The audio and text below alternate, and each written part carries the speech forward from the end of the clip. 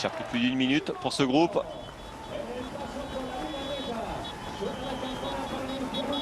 Blasov sera présent également, comme Remco Evenepoel sur la prochaine Vuelta. Une Vuelta qui sera évidemment à suivre sur les antennes d'Eurosport et dont la liste des engagés fait évidemment plaisir à voir. En tout cas entre ceux qui ont d'ores et déjà annoncé être là, comme Primoz Roglic, Jonas Vingegaard, mais également Juan Ayuso, Remco Evenepoel et ceux que l'on présuppose également au départ. Ça va être une sacrée bagarre pendant plus de 3 semaines sur les routes espagnoles. Et là, eh bien, on continue de perdre du temps. Est-ce qu'on n'est pas déjà en train d'abdiquer, David, alors que l'on voit par exemple l'équipe AG2R Citroën qui est en surnombre mais qui ne participe pas à la poursuite? Ah, j'ai l'impression. Alors même si on voit avec l'équipe Lidl-Trek on essaie de rouler à l'avant, mais j'ai bien peur que ça commence à être pillé. Alors, on ne sait pas qui va gagner parce que devant on a quand même des grands noms. Autant l'an dernier à 40 km de l'arrivée, comme Remco Evenepoel a attaqué, on s'est dit bon ben ça y est c'est mort, on sait déjà le vainqueur, là on ne sait pas qui va gagner, mais en tout cas pour le peloton maintenant ça me semble quand même très compromis de revenir. Alors oui, avec Julien Bernard là qui est en train de se sacrifier, qui était à l'avant, pourtant tout au long de la journée c'est pas lui qui va pouvoir récupérer, c'est 1 minute 13. Puis on voit, il y a l'équipage des Citroën, ils sont derrière, ils sont 3, mais on ne peut pas en sacrifier un. Peut-être personne ne se sent très fort pour gagner. Puis c'est un petit peloton derrière, donc comme je dis, ça va manquer de main d'œuvre et on voit les noms à l'avant, ça va être quand même difficile de revenir. Vos réactions sur le hashtag LesRP, évidemment, on va être attentif. Est-ce que vous pensez que la victoire est à l'avant? N'hésitez pas à nous donner votre avis. Tina et les deux Français, Kenny Elissonde, Julien Bernard, à l'œuvre pour essayer de boucher la minute 17 qui sépare le groupe des poursuivants des 6 hommes de tête. Alors que là, on revoit, oui, Remco, Nathan Van Hooydonk lui a dit « Vas-y mon bonhomme, passe parce que je ne te donnerai pas de relais », ce qui semble tout à fait logique. On a aussi vu une voiture de direction sportive de la Bahreïn dépasser les hommes de tête. Est-ce que vous avez une explication à cela, David? Pourquoi est-ce qu'une voiture de direction sportive doit se porter en amont de la course? Alors bonne question. Déjà je cherchais où était Alberto Bettiol parce que j'ai vu redescendre en voiture. Bon, je pense qu'il allait demander. Alors est-ce qu'il y a aussi... l'équipe Bahreïn a certainement plusieurs voitures. Même je serais surpris qu'il n'ait pas encore sa voiture derrière, parce que là il suffit qu'il y ait un souci mécanique, il y a quand même plus d'1 minute avec le peloton, donc c'est peut-être une deuxième voiture Bahreïn. Alors la raison, je ne sais pas trop. Bon, il n'y aurait pas forcément de raison d'être devant les coureurs, c'est plutôt derrière qu'on va être utile en cas de souci mécanique. Ouais, pour ceux non, qui... c'est pas le Race Kibel. Ah non, mais le Race Kibel, alors à moins qu'il y ait un changement de parcours, mais... En tout cas, on nous a pas prévenu si c'est le cas. Non, c'est bien le premier passage dans le mur de Murguil. Mais la petite nouveauté, c'est qu'au lieu de tourner à droite et redescendre sur San Sébastien, après les plus durs pourcentages, après la section en rouge sur votre écran, et bien là, on va tourner à gauche et on va continuer sur des pentes, comme vous nous l'avez signifié, David, un peu moins pentues, entre 4 et 7%. Mais en tout cas, c'est une continuité, 2 km en plus qui risque de faire mal. Et on en parlait aussi avant de prendre l'antenne. Remco Evenepoel apprécie ce genre de pente. Ça a été notamment le cas lors de sa première victoire sur Liège-Bastogne-Liège à la sortie de la Redoute. Et ces pentes terribles, eh bien, il avait profité du faux plat avant la descente pour attaquer. Il pourrait aujourd'hui, pourquoi pas, remettre cela. Quelle va être sa stratégie de course? C'est que quand on a regardé le profil cette année de la classique à San Sébastien, par rapport à l'an dernier, il y avait quand même une modification de parcours. L'an dernier, Airlight c'était le juge de paix, c'était à 43 km de l'arrivée. Là on l'a vu à 73 km de l'arrivée. Honnêtement, j'ai dit ça me paraît quand même compliqué pour attaquer seul, même s'il est capable de le faire. Alors il a quand même déclenché les hostilités, mais peut-être qu'il ne s'est pas mis complètement à fond pour garder encore des coureurs avec lui. Et maintenant on va voir si... à 38 km, à 40 km de l'arrivée, Est-ce qu'il va essayer d'y aller seul ou alors garder encore hein, Alexander Vlasov, Pello Bilbao, Alberto Bettiol hein, pour attaquer lors du dernier passage de Mourguil. En tout cas, on va rapidement arriver dans les pourcentages les plus difficiles de cette ascension. On voit qu'il y a un petit changement hein, dans ce groupe de tête avec Romain Bardet qui est repassé devant Nathan Van Hooydonk. Vos questions sur le hashtag les RP avec l'aigle de Marquise qui dit c'est plié pour Remco, trop facile. Il voit donc déjà le champion du monde remporter un 3e succès. Bastien qui nous dit bien joué de Romain Bardet d'anticiper, sachant que Remco attaquerait tôt. C'est un bon coup fait par Romain, David. On sait que Romain c'est un coursier. Il le prouve une fois de plus en étant à l'avant.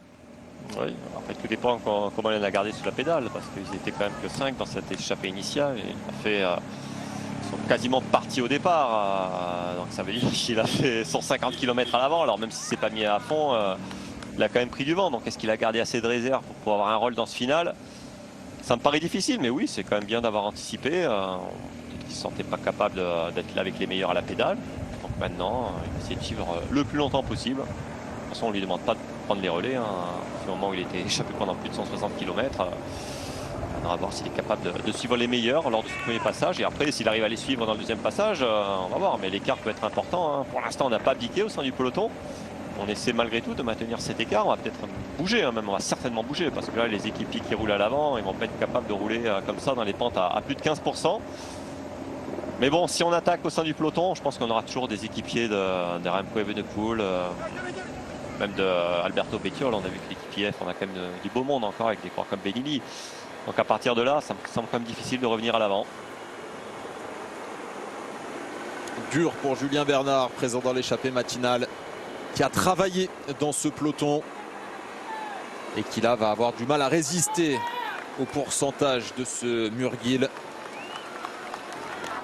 On a vu Bauke Mollema, lui, l'un des leaders de cette équipe Lidl Trek, être dans un troisième échelon de la course.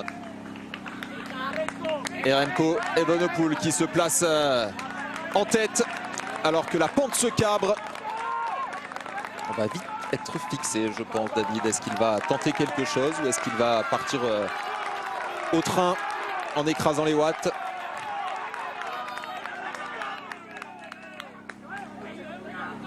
Ouais, ça, on va le savoir. Pour l'instant, bon, il imprime son rythme. On dit des fois il n'a pas besoin d'attaquer. Remco Evenepoel, il suffit qu'il se reste sur les pédales, qu'il monte à son rythme pour lâcher ses adversaires. Bon, pour l'instant, le premier à être lâché, sans surprise, c'est Nathan Van Hooydonk. Terminé pour le Belge. Distancé donc. Ils ne sont plus que 5 à l'avant. Romain Bardet, on l'a vu grimacer. Le Français va devoir s'accrocher, mais c'est compliqué également pour lui qui renoue avec la compétition après sa chute sur le Tour de France. Trop dur pour Romain, présent dans l'échappée depuis de nombreux kilomètres et qui ne parvient pas à accrocher le quatuor de tête. Là aussi, hein, c'est pas vraiment une surprise. Hein. On sait que c'est un bon grimpeur, mais quand vous avez fait plus de 150 km à l'avant, vous avez quand même les hommes forts qui ressortent de l'arrière, même si vous n'avez pas roulé et que vous avez pu vous récupérer un petit peu pendant 15-20 km, ça ne suffit pas pour accrocher la roue des meilleurs.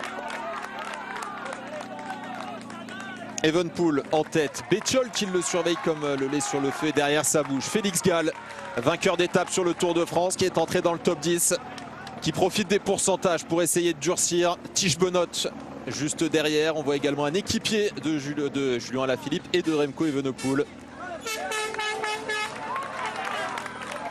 Est-ce que ce ne serait pas Badjioli? C'est ce que j'allais dire, Andrea Badjioli. Vainqueur d'étape sur le dernier Tour de Wallonie. On a travaillé pour la formation AG2R, on les avait vus en surnombre. Ils étaient 3 dans ce groupe avec notamment Ben O'Connor. Et finalement, eh bien, c'était pour lancer Félix Gall. C'est parti pour ce petit trio qui a pris quelques longueurs d'avance. Et l'équipe UAE qui a du mal aujourd'hui, qui court un peu à contre-temps et qui est là en réaction.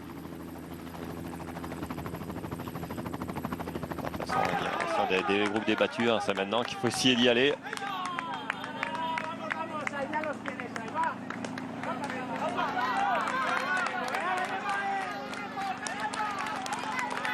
Et toujours le rythme imprimé par Remco Evenepoel. sent que c'est difficile aussi hein, pour Pello Bilbao. Difficile également pour Alberto Bettiol.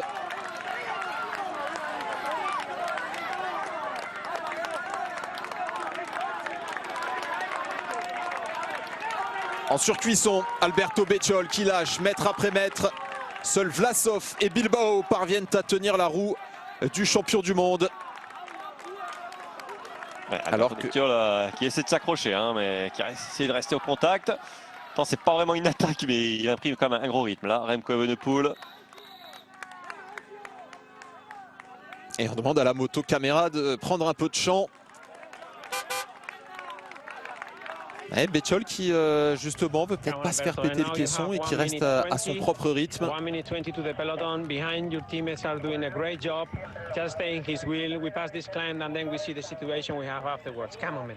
Allez, Juan Marie Garaté, ancien vainqueur d'ailleurs de cette Classicoa dans la voiture de direction sportive de IF, qui a intimé à Alberto Bettiol de passer cette ascension et de faire le point juste derrière. Eh bien, ça semble trop difficile pour l'Italien.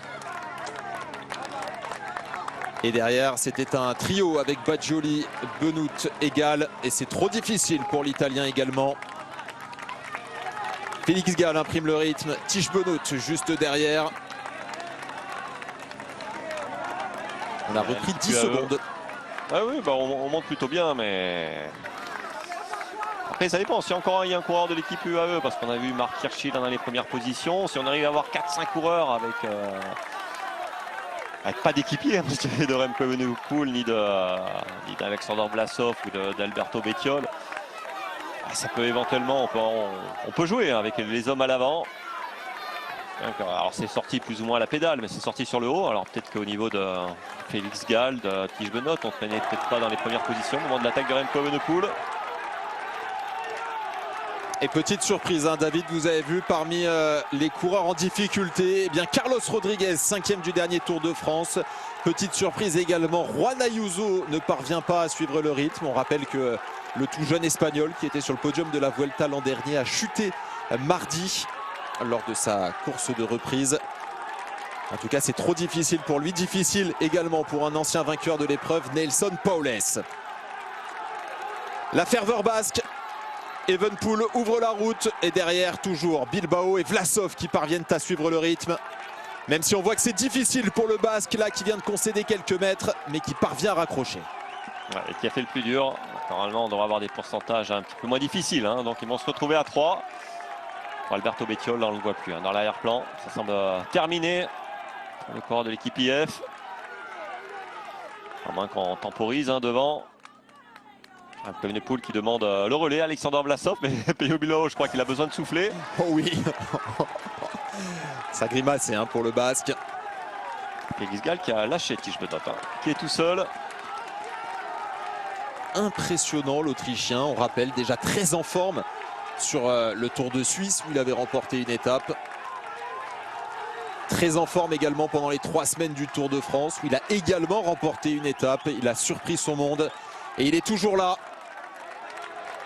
Un pic de forme qui dure pour Félix Gall, acteur de cette Classicoa et qui donc vient de reprendre Romain Bardet, irrémédiablement distancé maintenant. Mais il va se retrouver un peu en chasse-patate là, non ? Ah c'est ça, hein, c'est qu'il y a quand même encore 1 minute à boucher, qu'il va y avoir quand même pas mal de vallées. Je pense qu'à la pédale, il aurait pu être avec les 3 de devant. Alors je ne sais pas où il était au moment de l'attaque de Remco Evenepoel, mais maintenant, ça me paraît quand même difficile hein, de boucher 7 minutes. En tout cas, il a encore le bon coup de pédale. Hein. C'est vrai que ça a été une des révélations hein, du Tour de France, très très fort hein, dans la 3e semaine. Hein. Sa victoire au col de la Loze était quand même assez impressionnante, même lors de l'étape des Vosges. Il était avec les meilleurs, avec Vingegaard, avec Pogacar. L'équipage G2R, Citroën en tient un tout bon hein, pour les courses futures. Alors c'est un coureur qui avait déjà du talent, il avait été quand même champion du monde en junior 1, Félix Gall. Très très bon grimpeur. Il le prouve encore dans cette classique San Sébastien, on a son coup de pédale hein, dans le mur.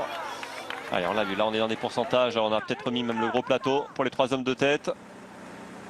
Et on recollabore à l'avant avec Pello Bilbao qui vient de passer son petit relais.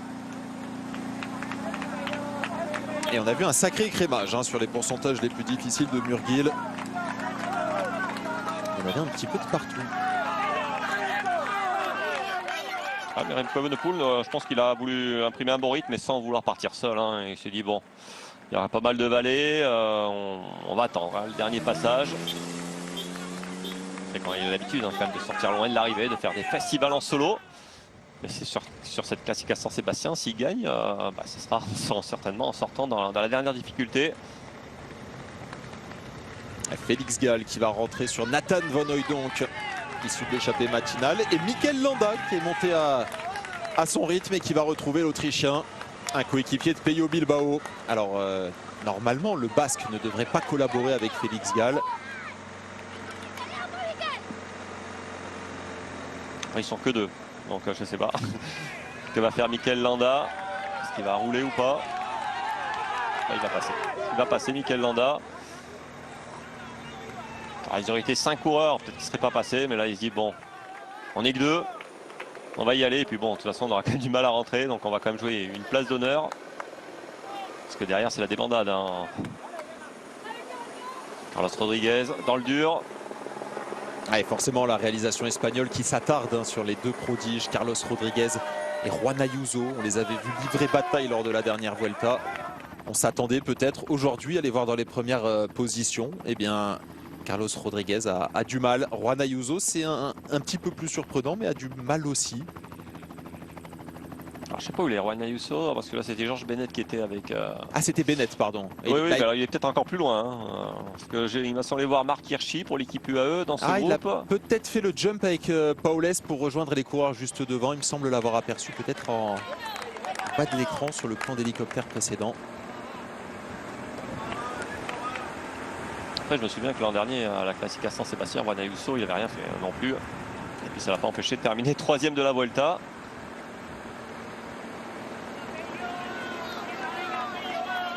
Ouais, il a déclaré avant la course, Juan Ayuso, qu'il n'avait pas terminé l'an dernier parce que son corps n'avait pas répondu lors de cette Classicoa.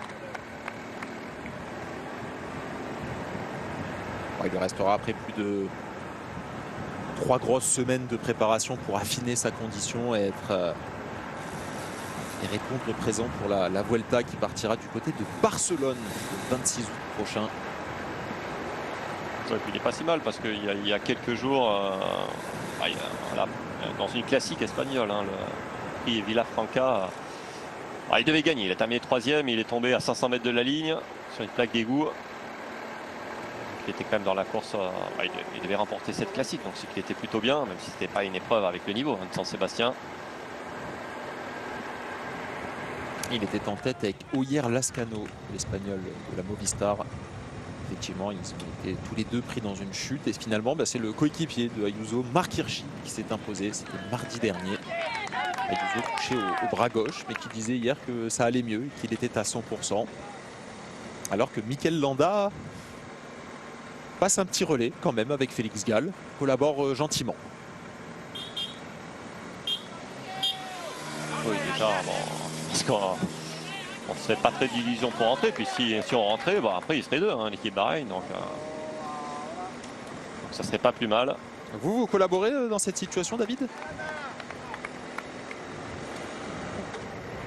Oui, si je me sens bien, pourquoi pas. Je prends quelques relais. Il ramène que Félix Gall. Alors oui, vous allez me dire, si Félix Gall venait à remporter la course devant Peyo Bilbao, bon, je pense qu'il y aurait quelques regrets, mais voilà, c'est pas comme s'il ramenait non plus 5 coureurs. Oui, ils sont 3 à l'avance. Ça se trouve, il pourrait être 5 avec 2 de l'équipe Bahreïn. Donc à partir de là, il peut prendre quelques relais. Surtout que Félix Gall n'est pas connu pour être le meilleur sprinter. Donc bon. Ce qu'il reste du peloton avec Juan Ayuso qui a réussi à faire le jump et à rentrer dans ce petit peloton d'une quinzaine de coureurs emmené par Nathan Van Hooijdonk pour Tiesj Benoot. La présence à l'arrière d'un coureur de la Alpecin de Koninck, Jason Osborne. C'est une petite surprise de le voir à ce niveau-là. Et on voit également Yann Izaguirre, un coureur de la IF Education Easy Post. Également un coureur de la Lidl Trek, je crois que c'est Tom Skuyns qui est présent. Andrea Baccioli me semble-t-il.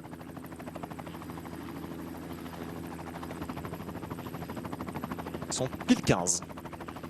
3 à ouvrir la route à 34 km 500 du but. Et une quinzaine de coureurs à leur poursuite, intercalés entre les deux. Félix Gall et Mikel Landa. Et on retrouve un Français dans ce groupe avec Clément Champoussin aussi pour la formation Arkea Samsic.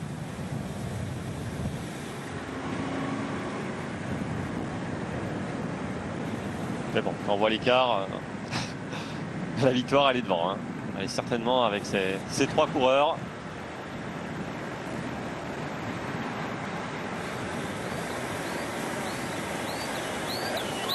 Plusieurs questions sur le hashtag l'ERP. David nous demande si on a aperçu Julien Alaphilippe dans ce qu'il reste du peloton. Je ne l'ai pas vu. C'est vrai qu'on a vu Andrea Badjoli, on a vu Maury Mansevenant à un moment, donc je ne sais pas où est Julien Alaphilippe au niveau de la course, mais même là dans le groupe des contre-attaquants, je n'ai pas aperçu le coureur français de la Soudal Quick Step.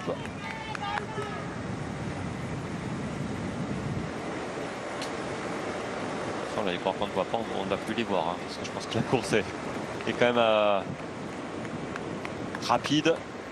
On ne devrait pas avoir trop de coureurs qui vont revenir à l'avant, en tout cas dans le groupe des poursuivants, avec la sélection.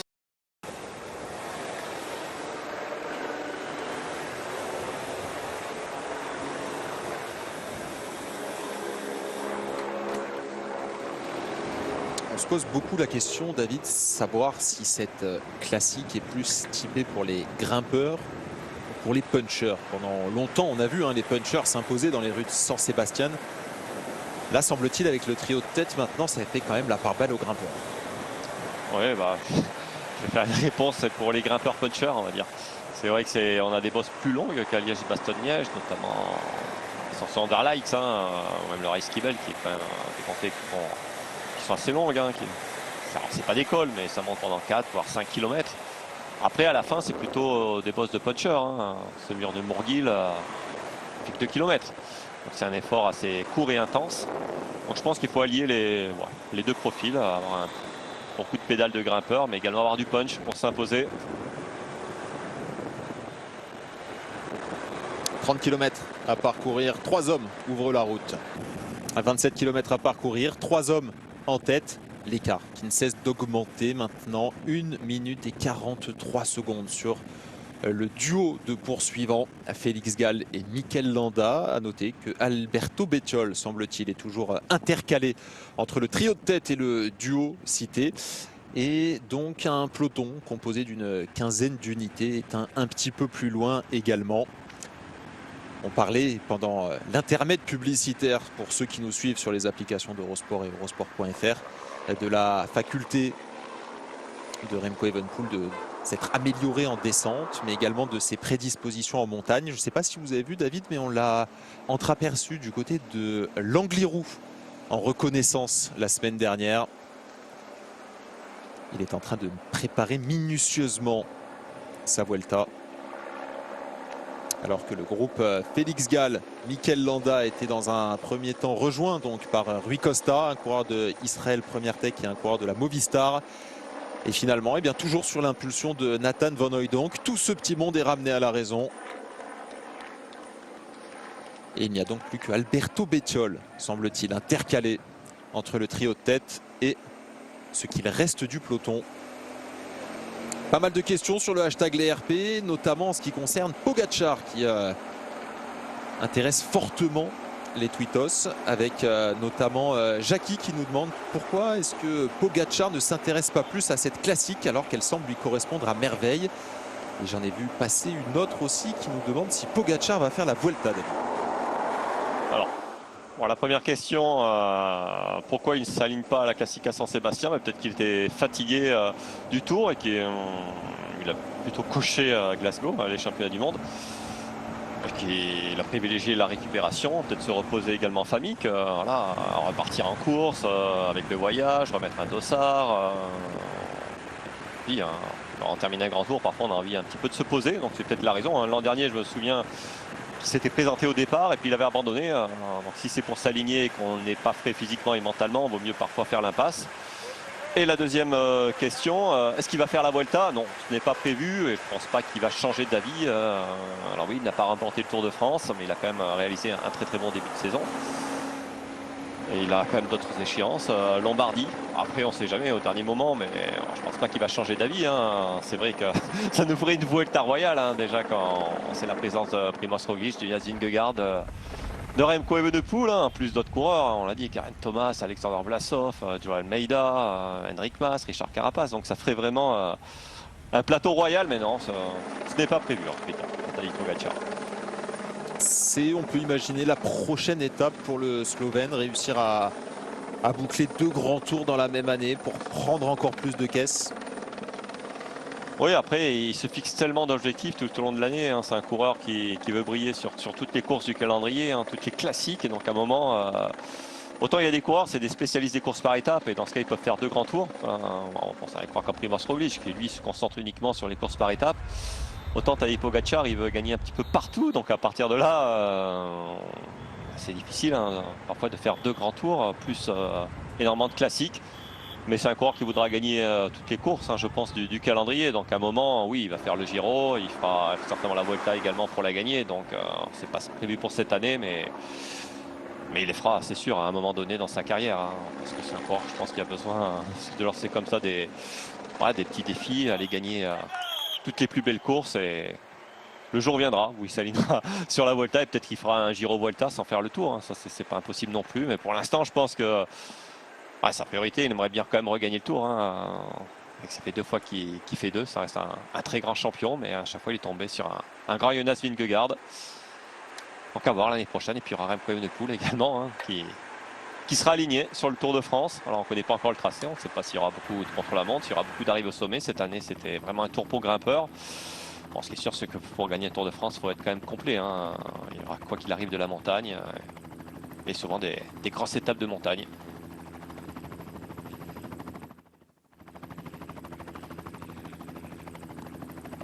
Autre question intéressante sur le hashtag LesRP, elle nous vient de Steph qui nous dit pour la Vuelta, l'absence de son lieutenant Ilan Van Wilder peut-elle être préjudiciable pour Remco? Alors après, faut savoir que les effectifs sont pas encore bouclés hein. Pour la Vuelta. C'est sûr que plus on a une équipe forte, plus c'est facile, on va dire, de gagner la course. On a vu que Jonas Vingegaard était très bien entouré hein, autour de la Jumbo-Visma. Donc s'il venait à prendre le maillot comme il a fait l'an dernier, on sait qu'avoir une bonne équipe, c'est toujours utile. Après, on va essayer quand même de mettre le meilleur effectif possible hein, parce qu'on y va quand même pour gagner hein, la Vuelta. Donc oui, on sait qu'Ilan Van Wilder avait quand même été précieux l'an dernier autour de Remco Evenepoel. Mais je crois que la direction sportive de la Soudal Quick-Step a d'ores et déjà annoncé que Van Wilder ne ferait pas de deuxième grand tour cette saison. On rappelle, hein, il avait terminé le Tour d'Italie à la 12e place, il me semble. Et que donc il ne ferait pas de Vuelta. Ça a d'ores et déjà été annoncé. Il est d'ailleurs annoncé également leader sur le Tour de Pologne qui démarre aujourd'hui. En l'absence de Van Wilder, qui était un petit peu son dernier équipier en montagne, est-ce qu'on peut imaginer que Julian Alaphilippe va être réquisitionné pour aller faire la Vuelta? Ah mais ça, on va voir. Après ça va être une discussion entre Remco Evenepoel, Julian, le manager. Faut voir déjà ce qu'a envie le coureur, mais après ça peut être également le sponsor qui impose. Après imposer un coureur qui n'a pas forcément envie d'aller sur un grand tour, c'est jamais trop une bonne solution. Parce qu'à un moment donné, bah voilà, il y aura un problème sur 3 semaines, il y aura la fatigue. Donc il faut mettre les choses au point assez tôt, parce que c'est quand même un grand tour, il vaut mieux être prêt physiquement et psychologiquement pour y aller. Donc mettre les choses au clair assez vite.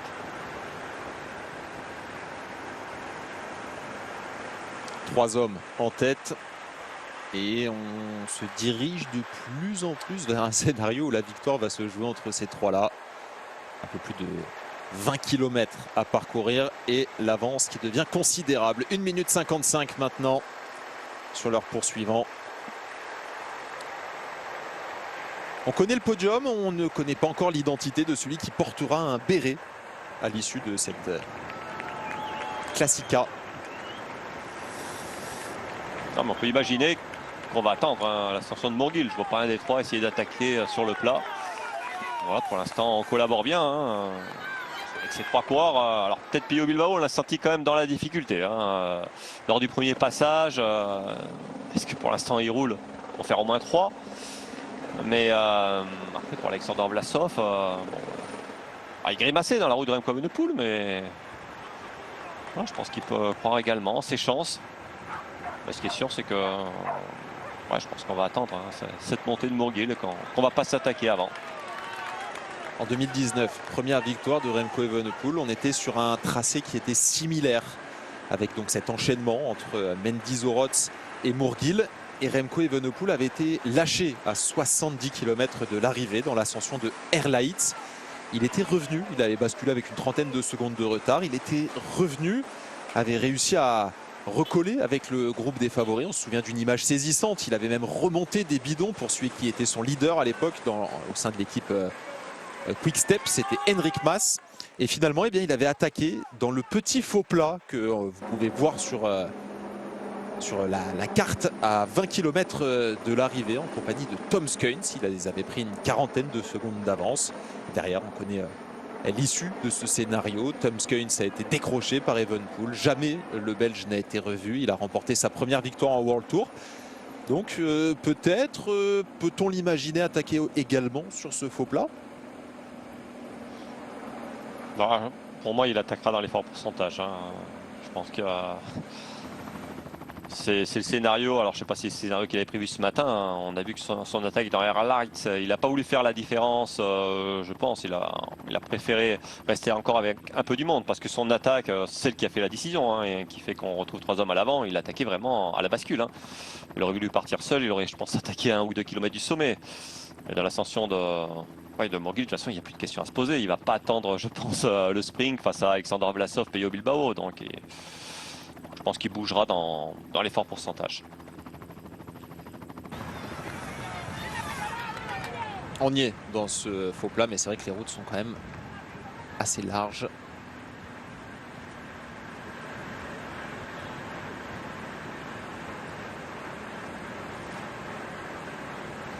On aimerait bien qu'il attaque là, il se met en danseuse, là, une petite attaque pour voir si derrière on est capable de boucher à 2. Ça le démange. Oh, je pense que ça le démange. On en a encore dans les jambes, bon, qu'il a l'habitude comme de faire des raids en solo. Après on l'a aussi vu s'étirer pas mal, hein. Profiter justement de ces parties un peu plus planes pour se relaxer les muscles des jambes.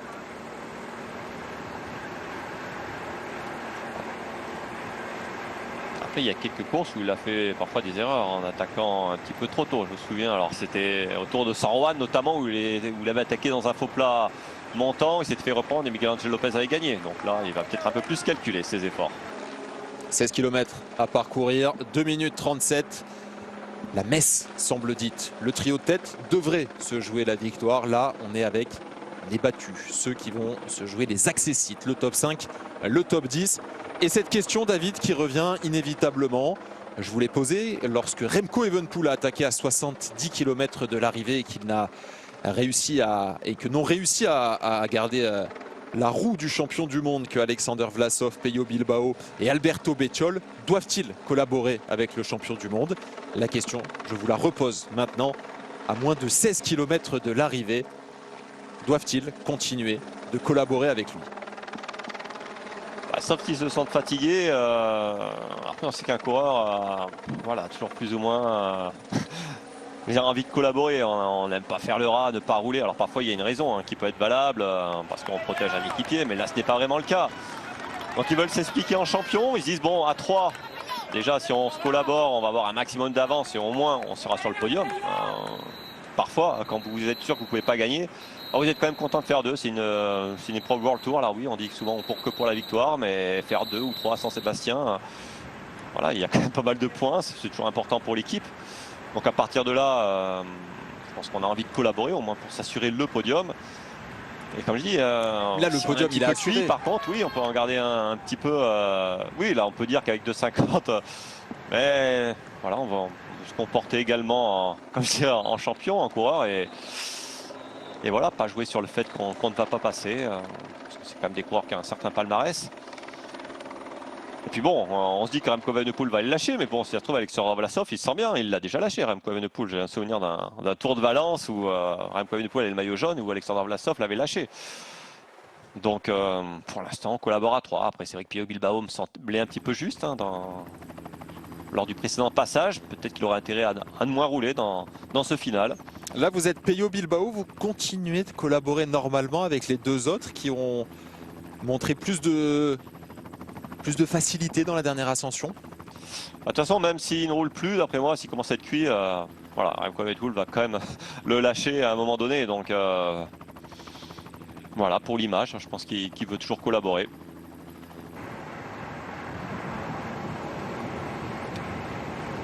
Vous le savez, Eurosport, c'est la chaîne du vélo. Donc évidemment, si vous êtes sur Eurosport, vous ne ratez rien. En parallèle de cette Classica, évidemment, il y a le Tour de France Femmes avec l'étape Rennes, Lannemezan, col du Tourmalet, 90 km avec les ascensions du col d'Aspin et du col du Tourmalet pour terminer. 17 km terribles à plus de 7,3%. Et pour la première fois de l'histoire du Tour de France chez les dames, eh bien on va s'expliquer en haute altitude. Demi Vollering, Annemiek van Vleuten, Juliette Labousse du côté des Françaises notamment. Et Yara Kastelijn que vous avez à l'image pour essayer de conserver son maillot blanc à pois rouge. L'étape Rennes, donc, c'est à suivre. Ça commence dès maintenant sur les applications d'Eurosport et Eurosport.fr. Et derrière, évidemment, si vous regardez sur la télévision et non pas sur Internet, eh bien, sachez que à l'issue de cette Classica, vous retrouverez Colin Bourgeat, notamment Roxane Fournier et Jackie Durand pour vous commenter cette étape entre Lannemezan et le col du Tourmalet. Mais avant cela, eh bien, il y a 13 km encore à disputer et 3 hommes en tête, 2,55 d'avance. La victoire est à l'avant. Maintenant, c'est un secret de Polichinelle. Qui va réussir à s'imposer? Remco Evenepoel pour rentrer dans l'histoire. Égaler Marino Lerareta, le grimpeur basque, vainqueur par 3 fois. Remco qui vient du football, ça serait le hat-trick comme on dit dans le jargon footballistique. 3 participations, 3 victoires. Ou Alexander Vlasov qui pourrait signer son premier succès dans cette Classica. Premier succès également en vue pour Pello Bilbao qui pourrait capitaliser sur son excellent Tour de France. Sur ce qu'on a vu lors du précédent passage, bon, Remco Evenepoel apparaît quand même comme le favori. Alexander Vlasov, peut-être l'outsider, la surprise.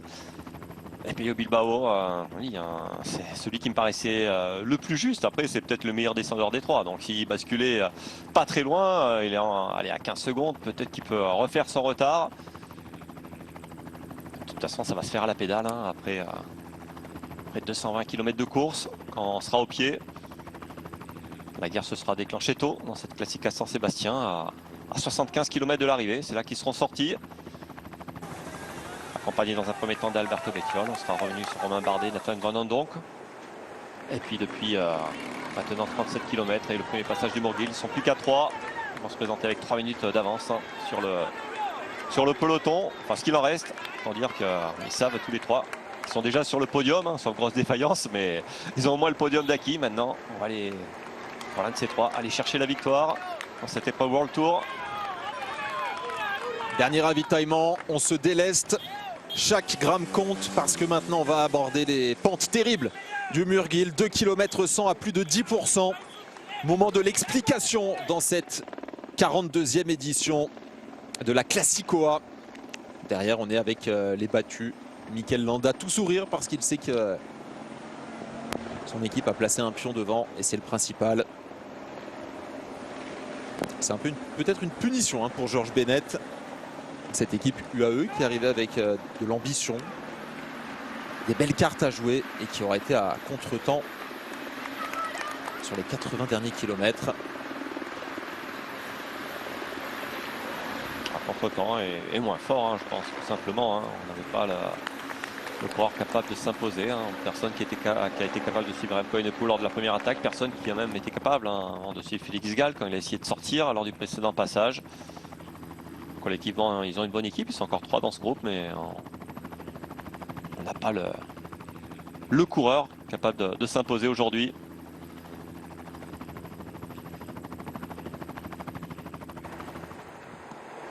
Les premiers contreforts du Murguil. On sera au pied dans un peu plus d'1 kilomètre maintenant. Il y en aura 2 des kilomètres pour s'expliquer. Et jusqu'au bout, hein, on va collaborer avec Remco Evenepoel. On le voit avec le long relais d'Alexander Vlasov.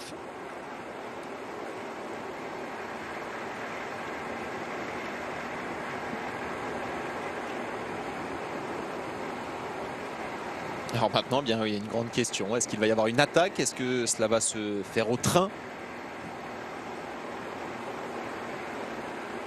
Je dirais au train et vite. Ça a souvent été d'ailleurs des... Alors oui, on se souvient de son attaque en haut de la Redoute, hein, où il avait été... même avant, sa roue avait patiné presque sur le démarrage. Mais on l'a vu aussi hein, lâcher ses adversaires au train et sur des pentes à plus de 10% où l'aspiration compte peu. Il suffit qu'il imprime un très gros rythme pour lâcher ses adversaires. Je pense que maintenant il va prendre le relais et je suis pas sûr que derrière on va passer devant Remco Evenepoel maintenant. C'est le grand favori, mais contrairement à l'an dernier, il va se présenter au pied du Murguil avec quand même encore 2 adversaires. Et il va falloir les sortir de la roue. Il passe. Jusqu'au bout, hein, mais vous l'avez souligné, en champion. On veut s'expliquer en champion. Et donc si on perd, eh bien ça sera les armes à la main pour le Basque et le Russe face aux champions du monde belge.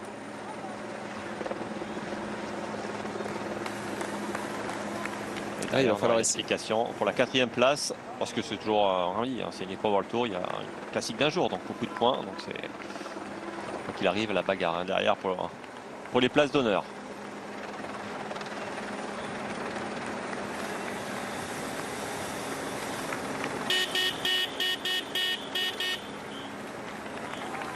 Bon, on y arrive là, ça y est, on va retrouver les premiers pourcentages sur cette route étroite. Bon, ils sont que 3, donc il n'y a pas de problème. Attention aux motos, hein. Je me souviens, c'était en 2015 où Greg Van der Maat avait été renversé par une moto. Alors c'était pas exactement cette montée, mais c'était une route également étroite.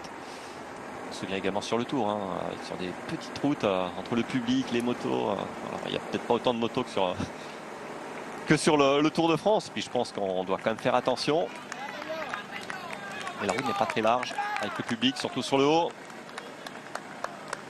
Les premiers contreforts, les premiers pourcentages et Pello Bilbao qui est en tête pour l'instant. Evenepoel ferme la marche. Vlasov qui va reprendre la première position. Et maintenant, eh bien, c'est sauf qui peut.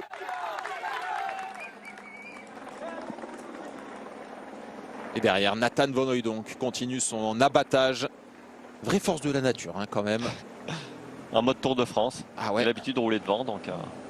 Il n'y a pas d'une Vingegaard, il n'y a pas un maillot jaune à défendre, garder. Mais il garde les habitudes, un réflexe pavlovien. Il garde les habitudes, c'est ça. C'est la 4e semaine. Et là, c'est du derrière moto. Hein. Et ouais, parce qu'il y a des fans qui ont fait le déplacement. Évidemment, on connaît la ferveur du public basque. L'un des leurs est devant, Pello Bilbao en 3e position. Alexander Vlasov intercalé. Et le champion du monde, Remco Evenepoel qui ouvre la route. Il faut prendre de la distance, messieurs les motards. Puis Remco Evenepoel, il est connu en Espagne. Il a gagné la Vuelta. Il a été déjà 2 fois vainqueur de la classique San Sébastien. Il va souvent s'entraîner en Espagne, hein, Remco Evenepoel. Il y vit même une partie de l'année, je crois. Oui. Du côté de Calpe, la région d'Alicante. Et vous avez vu, juste avant qu'on change de camp, je crois qu'il y a eu un petit mouvement de coude de la part du champion du monde pour demander un relais. Il n'est peut-être pas si aérien que ça. Ah oui, non, c'est vrai que on se souvient de ses numéros, notamment à la classique à San Sébastien. Donc on se dit à un moment, il va se dresser sur les pédales, il va lâcher tout le monde, mais il ne faut pas sous-estimer les adversaires avec lesquels il est. Alexander Vlasov, capable du meilleur. Hein. Il n'a pas couru depuis son abandon sur le Giro, mais il semble avoir quand même la bonne patte pour sa course de reprise. Et puis Bilbao, bon, il vient quand même de terminer 6e du Tour de France.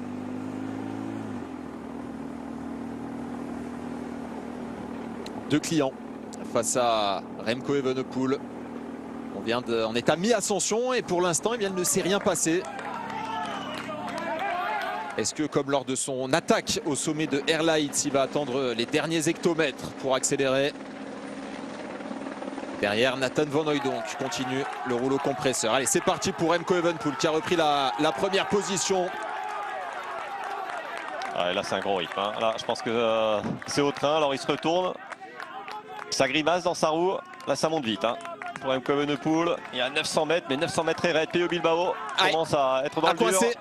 Ça coince pour le grimpeur espagnol, pour le Basque, qui a perdu quelques mètres, qui va essayer de s'accrocher, de résister.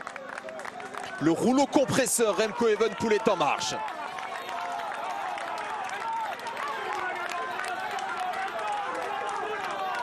Vlasov qui serre les dents, mais qui pour l'instant tient.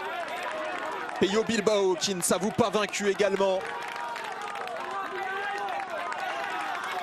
C'est dur jusqu'à la bascule, hein. C'est encore long, 800 mètres. Et Bilbao, la tête dans les épaules, là, ça secoue, mais ça tient pour l'instant au mental, au caractère. Ouais, j'ai cru qu'il allait perdre pied, Pello Bilbao, mais finalement il est revenu. En plus, on sait qu'il descend très bien, donc il arrive à basculer même à 10 secondes, hein, 10 ou 15 secondes. Ça peut encore le faire. Oh, c'est dur quand même, hein. On voit le visage marqué d'Alexander Vlasov. Et Evenepoel qui continue à son rythme, qui imprime. Oh, il revient, Pello Bilbao. J'ai cru qu'il allait attaquer même, Pello Bilbao. Quel caractère! Énorme ce que vient de montrer le Basque. Légèrement décramponné, qui au mental revient. Maintenant c'est dur pour Alexander Vlasov qui s'arrache. Le mano à mano. Et Evenepoel qui repasse devant. Et c'est Vlasov maintenant qui est dans le dur. Oh, la guerre psychologique là entre ces trois-là. Encore 500 mètres, c'est long, c'est très long. Vlasov qui lâche encore quelques petits mètres. Pour l'instant, il reste 500 mètres. Et il y a toujours Pello Bilbao hein, qui s'accroche dans la roue de Remco Evenepoel. Proche de la rupture, le Basque n'a pas cédé, il est toujours là. Dans la roue de Remco Evenepoel. Vlasov, c'est plus compliqué, il a perdu maintenant une dizaine de mètres.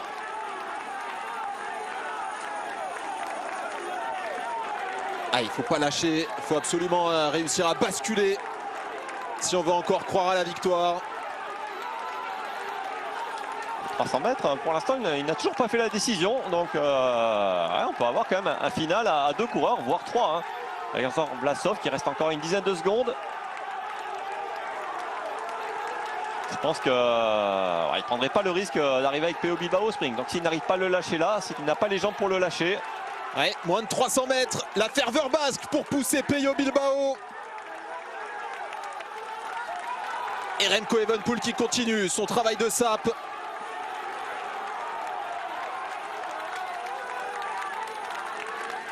Ah, il ne le lâchera pas. Hein. Pello Bilbao. En mode sensu aujourd'hui, Pello Bilbao. On est dans des pentes à 15%, vous avez beau faire la sangsue, il faut avoir les jambes hein, pour rester dans la roue du champion du monde. Ouais, ils vont être à la bascule. Et même Pello Bilbao va tenter même de le contrer sur le haut. Et peut-être pourquoi pas lui mettre la pression dans la descente. On va essayer de faire un petit pointage pour voir Alexander Vlasov. Est-ce qu'il a réussi à limiter la casse? Toujours est-il que maintenant il y a un duo en tête à moins de 8 km de l'arrivée. Pello Bilbao, 6e du dernier Tour de France en compagnie de Remco Evenepoel, 2 fois vainqueur de cette Classicoa.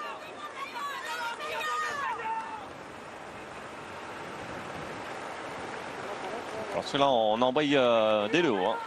On aurait pu avoir un petit moment d'observation entre les deux coureurs, mais on va peut-être éliminer Alexander Vlasov. Et l'entente a l'air tout de suite bonne entre Pello Bilbao et Remco Evenepoel. Pello Bilbao qui a du mal à passer devant Remco Evenepoel. Hein. C'est sûr que quand le champion du monde appuie sur le plat. Et là on va savoir hein, si Remco Evenepoel a fait des progrès notamment en descente et au sprint. Parce que Pello Bilbao, on l'a dit, très bon descendeur, mais il a également une bonne pointe de vitesse. Ça semble assez équilibré s'ils arrivent tous les deux dans ce final. Pas d'écart avec Alexander Vlasov. On sait que parfois à deux. Dès que vous arrivez dans le dernier kilomètre, il peut y avoir un moment d'observation. Donc dans tous les cas pour Alexander Vlasov, on ne va pas baisser les bras. Il faut y croire jusqu'au bout. Le peloton, on l'a dit, est pointé à plus de 3 minutes. Petite quinzaine de secondes de retard, je pense, pour Alexander Vlasov.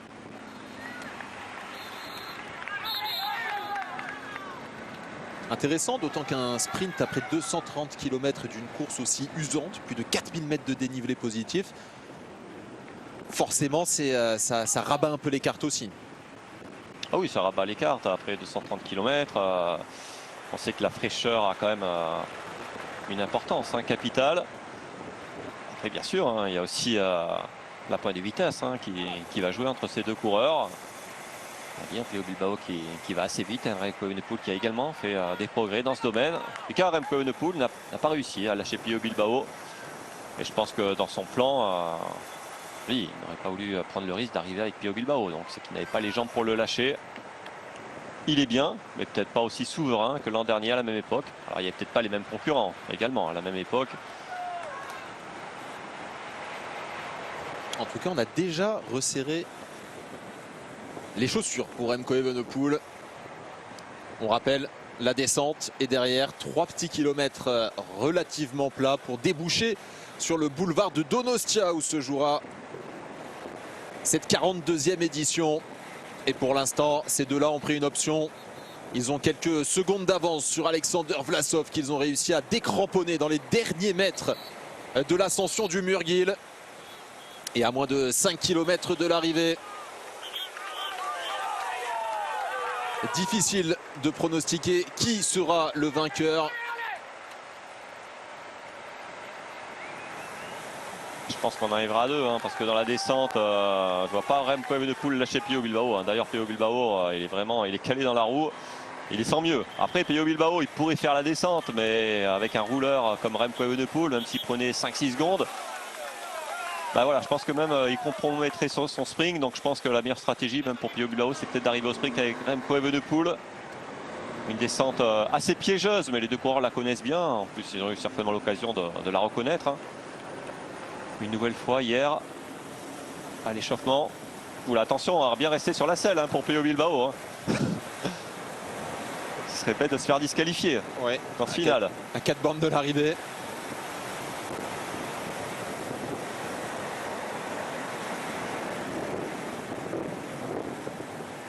Le dernier Basque à avoir remporté la classique, selon vous, David?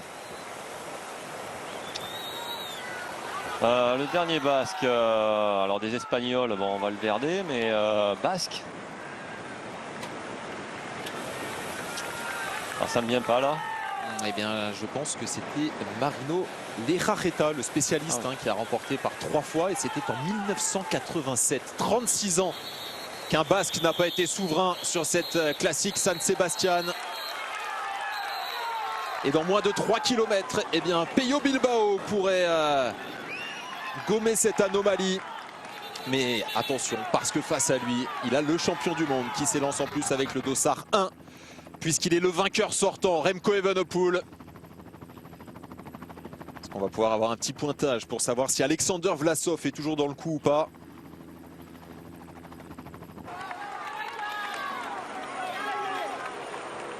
Pour l'instant, on ne se regarde pas. Entre les deux hommes de tête, on le vent, on évolue à 50 km/h.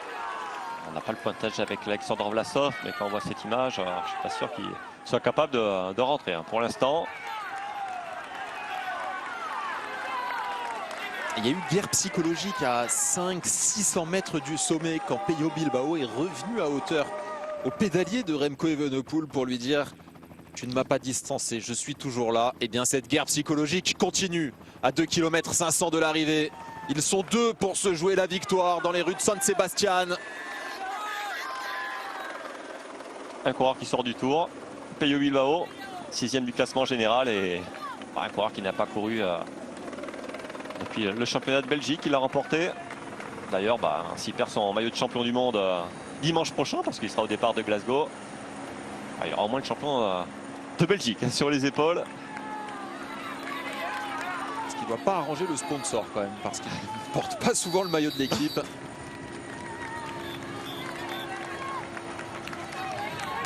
Et on relâche pas. C'est au tour maintenant du coureur basque de resserrer les chaussures. Evenepoel qui emmène Bilbao en 2e position. Pas de trace d'Alexander Vlasov, qui aura donc cédé dans la dernière ascension et qui, sauf retournement de situation, devrait terminer à la 3e place. Parce que devant, ça continue de collaborer. C'est une question qui nous a animé tout le long de cette retransmission. Faut-il collaborer ou non avec Remco Evenepoel? Jusqu'à quel point faut-il collaborer? Eh bien la réponse amenée sur le terrain par Pello Bilbao qui aura collaboré jusqu'au bout. On arrive dans le dernier kilomètre et il va y avoir une explication entre un Espagnol et un Belge.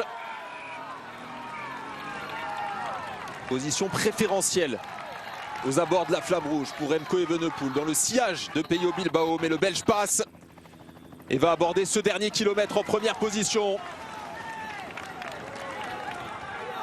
Léger avantage tout de même, David, sur la pointe de vitesse pour Pello Bilbao.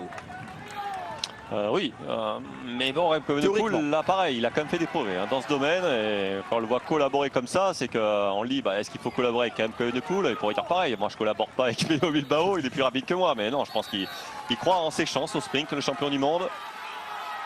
C'est un sprint, tu l'as dit, après 230 km, donc il y a l'état de fraîcheur qui rentre en ligne de compte.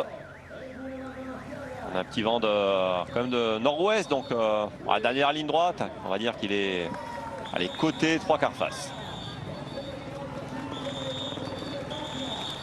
Et ça va bien se jouer à deux, parce que Alexander Vlasov, là, avec ce plan, doit être peut-être assez loin. Le Russe est battu. 300 mètres.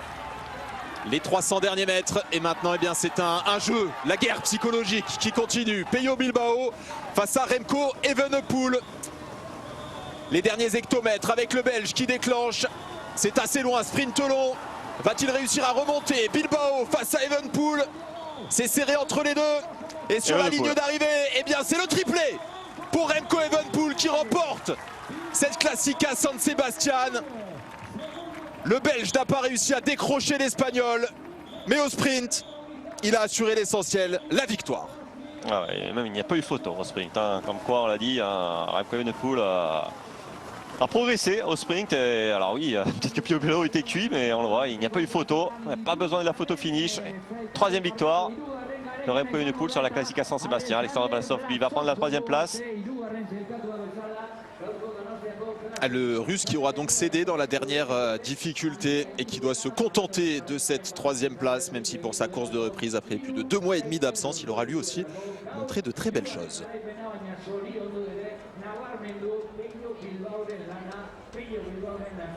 Un Basque pouvait devenir prophète en son pays, renouer avec un succès à domicile et empêcher Remco Evenepoel de rejoindre un autre Basque dans l'histoire de cette classique.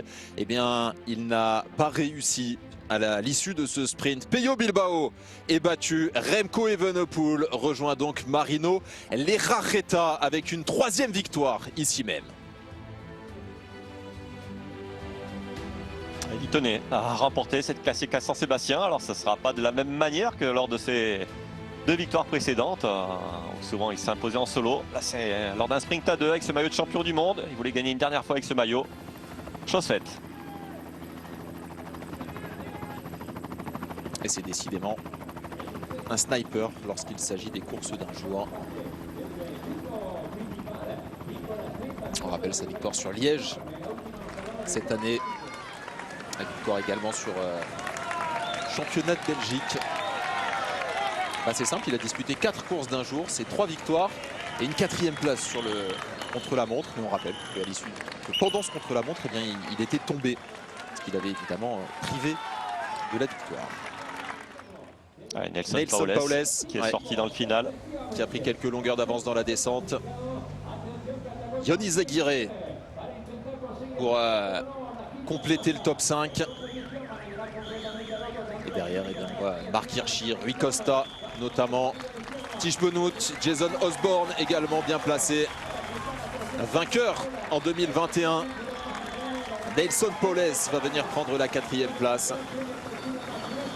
Lui qui a longtemps livré bataille pour le maillot blanc à pois rouge sur les routes du Tour de France. Tour de France qu'il avait terminé exténué. Il faut croire que l'Américain a bien récupéré la preuve, cette 4e place. Un vainqueur d'étape sur les routes du Tour de France. Et Yon Izagirre vient lui prendre la 5e place. Et le sprint réglé par Tom Skuyts devant Alexa Rambo, Rui Costa, Tige Benoît et Andrea Baggioli pour compléter le top 10. Mais le grand vainqueur aujourd'hui, c'est lui, Remco Evenepoel, qui est décidément chez lui dans cette localité de San Sebastian. 3e victoire en autant de participation, 100% de réussite, peut difficilement imaginer. Alors, ouais. Alors, ceux qui sont critiques vont dire ah bah il n'est pas arrivé seul, hein, il n'a pas réussi à lâcher Pello Bilbao dans le mur de Murguil. Bah, petite victoire, mais non, c'est quand même, il a quand même encore répondu présent, Remco Evenepoel. C'est lui hein, qui a d'ailleurs provoqué la décision à 73 km de l'arrivée, suivi dans un premier temps par Alexander Vlasov, Alberto Bettiol et Pello Bilbao. Puis après ils se sont retrouvés à 3 et puis après à 2. Et ça s'est joué au sprint. Pourtant on l'a dit, Pello Bilbao va quand même relativement vite au sprint, mais Remco Evenepoel était tout simplement plus fort. Plus frais certainement également. Il a aussi peut-être, et vous l'avez souligné, travaillé ce point spécifique du